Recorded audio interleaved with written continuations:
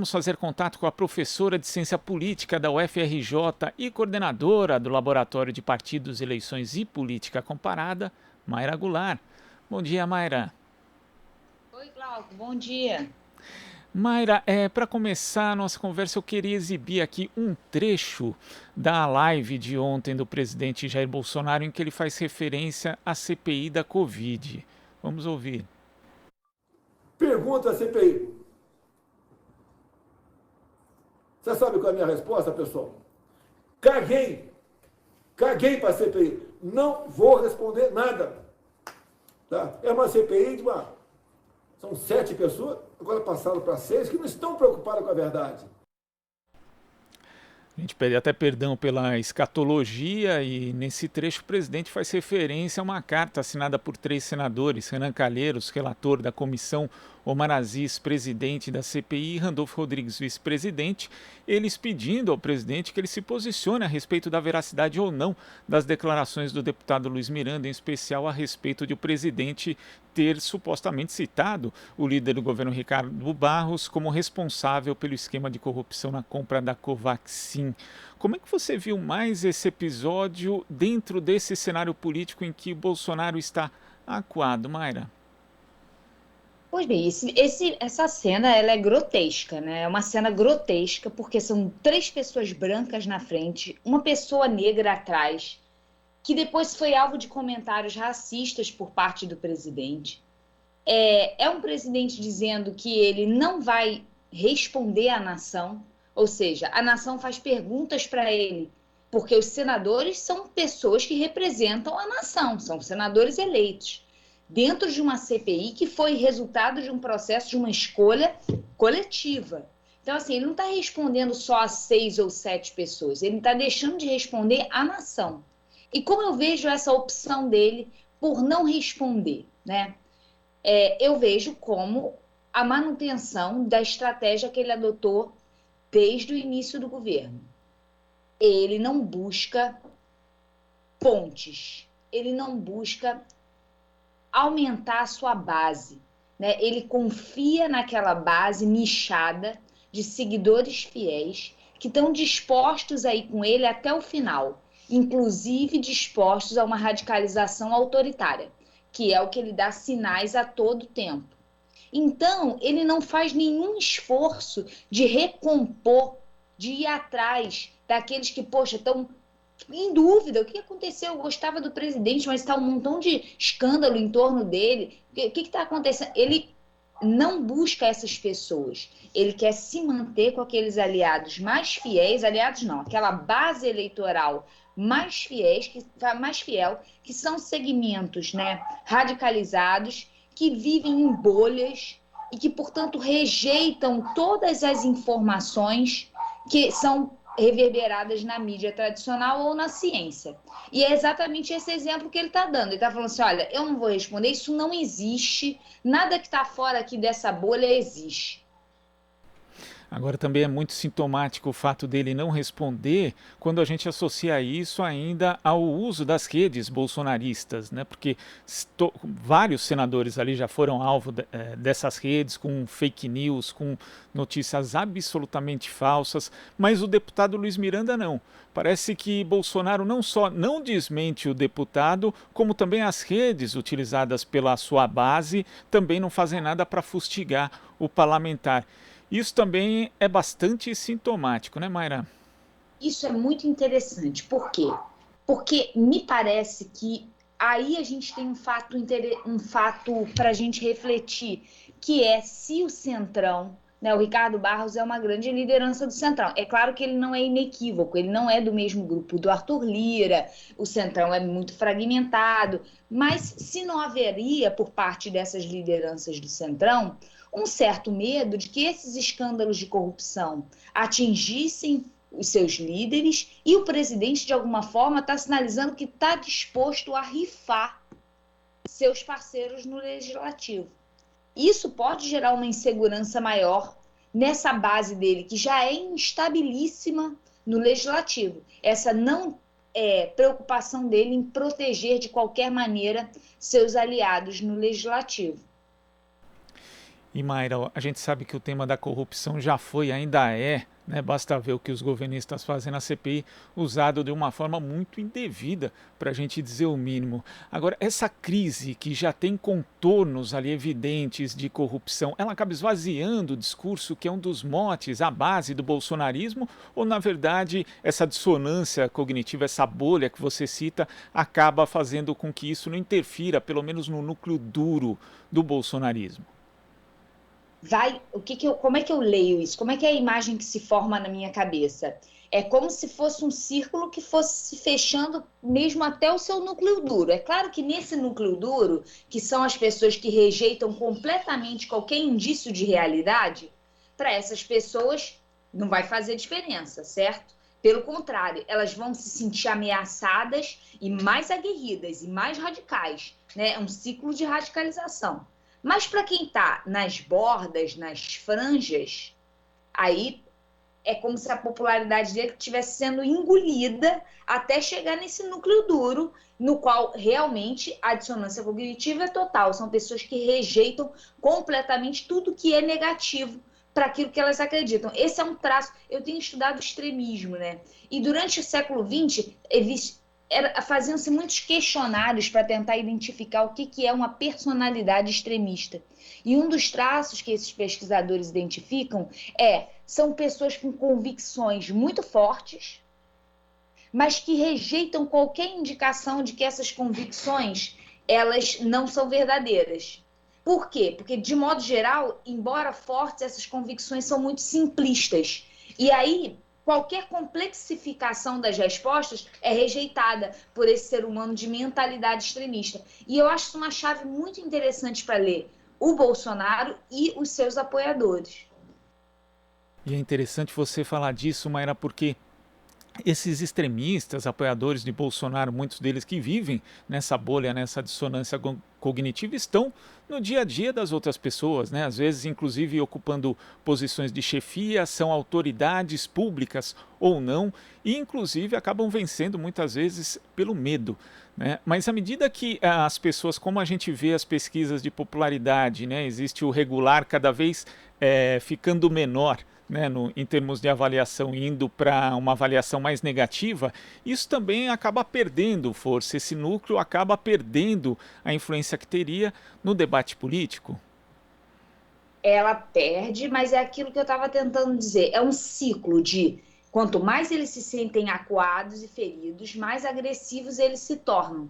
E é o que a gente entende mais ou menos com as declarações recentes do presidente sobre o sistema eleitoral.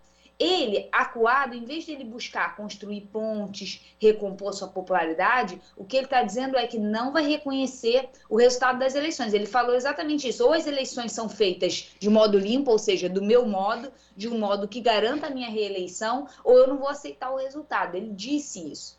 E esse tipo de radicalização afasta ele, por exemplo, do Centrão. Essas lideranças do Centrão, elas não estão interessadas num projeto de escalada autoritária.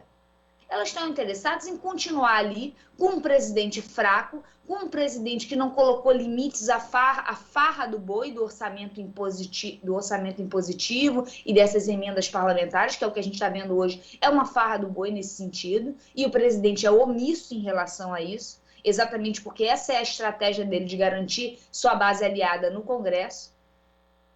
E diante disso, eles ficam pensando assim, legal, que aqui eu tenho uma situação confortável, eu tinha uma situação confortável em termos de acesso aos recursos públicos. Mas se houver uma escalada autoritária, isso vai chamar muito atenção para o que está acontecendo aqui, isso vai bagunçar, vai criar muito transtorno. O Centrão não endossa essas estratégias de radicalização do Bolsonaro. Tanto que houve aquela reunião já há algumas semanas, de 11 partidos, inclusive da base aliada, dessa instável base aliada, dessa esquisita base aliada, que deixaram claro que eles são contra as alterações no sistema eleitoral. E é interessante você citar essa questão das alterações no sistema eleitoral, porque ontem, 6 anos e meio depois das eleições de 2014, O deputado Aécio Neves disse que não acredita que tenha havido fraudes nas urnas em 2014 e tampouco acredita que haja aí insegurança em relação à urna eletrônica. O E quando... deputado foi Oi? foi o Aécio Neves, porque eu tinha visto que era o Aloysio, Então, Aloysio Ferreira. foi o Aloysio Nunes, mas depois também uma nota do Aécio Neves, vou até ler aqui a nota, Mayra, que ele diz o seguinte: eu não Eu não acredito. vi esse nome, eu fiquei assim, gente, o Aécio não falou nada, porque ele está se aproximando do bolsonarismo, o Aécio. Pois é, mas Por isso que eu achei que ele não falou nada. Mas eu achei ilustrativo justamente desse limite que você fala, até onde o Centrão vai em determinados temas com Bolsonaro. Porque o Aécio também não foi, sendo que ele, na verdade, né, a gente pode É dizer o que grande iniciou responsável esse. por isso tudo. Ele abriu essa caixa de Pandora. Eu achei muito legal que esse tema veio à tona, porque o PSDB e a mídia tradicional abriram essa caixa de Pandora, duvidando do resultado das instituições e criando essa atmosfera de terra arrasada. Isso foi reverberado na mídia tradicional e foi alavancado pelo PSDB, pelo Aécio Neves. Por isso eu achei tão significativa a carta do Aloysio Nunes ontem. Esse sim, foi bem taxativo. O Aécio eu não tinha visto. Aí eu pensei assim, meu Deus, agora que ele virou bolsonarista de modo geral. Porque ele está desde o início jogando com o pé em cada canoa, né? Ele falou isso justamente depois do Aloysio Nunes, e a frase do Aloysio Nunes, como você mencionou, mas era inclusive mais contundente, porque ele diz: a eleição foi limpa, nós perdemos porque faltou o voto, né? Infelizmente, esse tipo de declaração, tanto do candidato a vice quanto do candidato à presidência em 2014, veio tarde demais, né? 6 anos e meio depois, Mayra. Exatamente, tarde demais. Levantar suspeições sobre as instituições democráticas tem um custo. E ainda mais fazer isso num esquema de terra arrasada, como foi feito a partir de 2014. A partir de 2014, criou-se uma espécie de consenso grotesco de que o PT quebrou o país, de que agora não era terra de ninguém, que o país estava quebrado, que o país estava arrasado. Isso em 2014, quando a gente estava em pleno emprego, praticamente. Quando os nossos indicadores econômicos, perto do que a gente tem hoje, é uma maravilha. Então, assim, cria-se aí sim, começa essa ideia de uma certa dissonância cognitiva, uma certa rejeição da realidade e criação de uma realidade paralela. O bolsonarismo surge daí. É claro que ele se aproveita de bolsões conservadores na sociedade que estavam sendo incomodados com o avanço de pautas de direitos civis, de minorias. Isso é inequívoco. Né? Isso não é responsabilidade da mídia tradicional. A mídia tradicional, não foi ela que incutiu esse desconforto estava ali. Mas quando ele se casa com essa narrativa de que o país acabou, de que as instituições não funcionam, de que os votos, que a eleição foi roubada, isso cria na mentalidade do cidadão comum uma certa ideia de acabou, é uma bagunça, a gente precisa de alguém forte para botar tudo no rumo. Deu no que deu. Pois é. E, Mayra, ontem uma pesquisa do Instituto Datafolha mostrou que a rejeição ao governo de Jair Bolsonaro bateu um novo recorde, né? Passando da última pesquisa de 45% para 51% agora. E também mostrando, né, com perguntas a respeito da avaliação do desempenho de Bolsonaro à frente do governo, que a maioria da população acha Bolsonaro desonesto, falso, incompetente, despreparado, indeciso, autoritário e pouco inteligente. Mara, quando eu vejo essas pesquisas, eu sempre lembro que o presidente Michel Temer foi o mais impopular, né, índices de ruim, péssimo, recordes, né, em relação a outros presidentes, mas não houve uma mobilização de rua massiva, de fato, para retirá-lo do poder, né, para inclusive exigir que ele fosse investigado, como se tentou 2 vezes com denúncias da Procuradoria-Geral da República, que acabaram sendo rejeitadas ali, a abertura de investigação pelo Supremo Tribunal Federal na Câmara dos Deputados. Você acha que essa rejeição que se reflete nas pesquisas pode refletir em uma mobilização maior nas ruas ou ainda não se chegou a esse momento? Já está refletindo, né? A gente já está tendo um conjunto de manifestações sustentáveis, né, e significativas. E a gente tem que lembrar que a gente está no contexto de pandemia. Então, cada um que está ali representa vários Cada um que está ali na manifestação representa vários que não foram porque estão com medo de se contaminar. Então, essas manifestações, elas não são só a presença direta de quem está lá, elas são representativas. E a gente está vendo que uma coisa que eu acho que não aconteceu nas primeiras, né? Eu fui na primeira, eu vi só pessoas de esquerda, a maioria, pelo menos identificando assim, pelas roupas e tal, pelas bandeiras, eram grupos de esquerda. Agora, parece que a gente está tendo um afluxo. Eu vi as fotos da última manifestação, visualmente a gente já observa uma presença maior de pessoas do centro, com verde e amarelo, né, que se marcam, querem expurgar qualquer símbolo de esquerda. Eu vejo isso com muito bons olhos, porque, diferentemente da estratégia do Bolsonaro, que é segmento, nicho, a estratégia de quem quer que ele seja julgado pelas atrocidades que ele comete é uma estratégia de construir pontes, de abarcar o maior número de grupos possíveis numa frente contra essa escalada autoritária.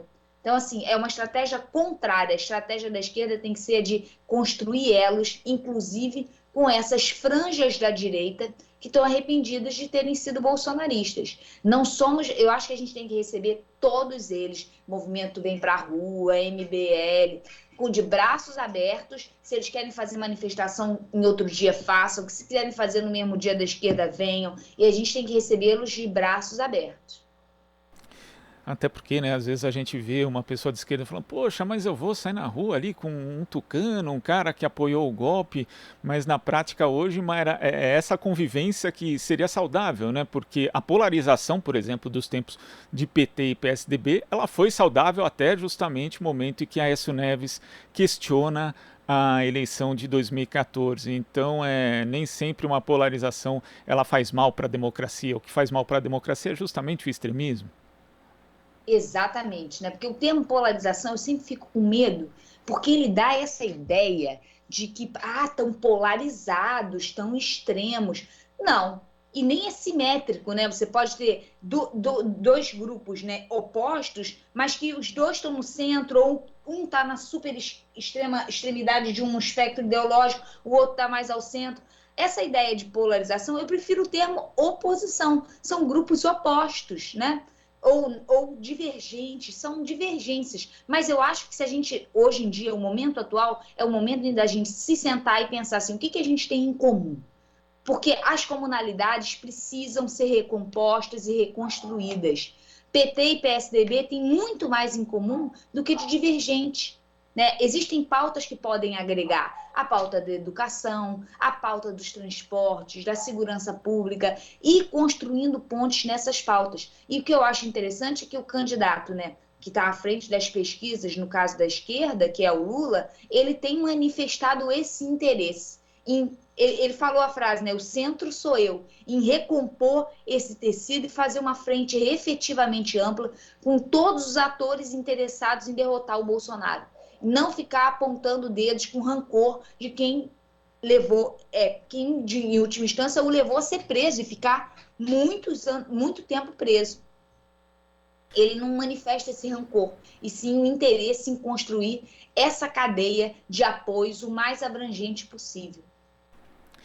Mari, no sentido da radicalização autoritária que você aponta, que é uma tentativa recorrente do presidente Jair Bolsonaro, ainda mais quando ele se vê acuado, nós tivemos aí uma nota dos comandantes das Forças Armadas junto com o Ministério da Defesa, na prática ameaçando, né, senadores da CPI em função de uma declaração do Omar Aziz. Eu acompanhava a CPI nesse momento, inclusive que ele faz a citação aos militares, ele não cita a instituição, pelo contrário, ainda fala que no regime de exceção não se via esse tipo de corrupção, diz que Figueiredo e Geisel morreram pobres, o que também não é verdade, né? Inclusive tem sobrinha do Geisel recebendo pensão de R$32 mil até hoje. Então a gente, como você vê essa nota dos comandantes das Forças Armadas, junto com o Ministério da Defesa, um detalhe, né? O Ministério da Defesa que foi criado justamente para atender ao princípio da prevalência do poder civil.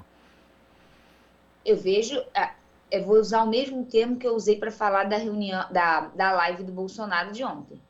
Essa declaração, essa nota oficial dos militares é grotesca, ela é escrita em tom de ameaça, Isso não pode, é impensável um país que preza pela democracia e pela paz, né? Conseguir tolerar essa retórica de violência e ameaça. E esse é o papel que os militares estão desempenhando. Estão desempenhando um papel de blindagem de um governo corrupto, de um governo que não está satisfazendo os interesses da população. Eles aparecem como o último recurso do bolsonarismo, ameaçado e acuado. Quanto mais acuado, mais o Bolsonaro fala que os militares estão aí para proteger. E os militares dessa vez disseram: estamos mesmo, estamos aqui. Mayra, queria agradecer a sua participação aqui no Jornal Brasil Atual. Muito obrigado, até a próxima. Obrigada, Glauco, foi um prazer. Prazer é nosso. Conversamos aqui com a professora de Ciência Política da UFRJ, coordenadora do Laboratório de Partidos, Eleições e Política Comparada, Mayra Goulart. Aqui você ouve as notícias que os outros não dão. Jornal Brasil Atual.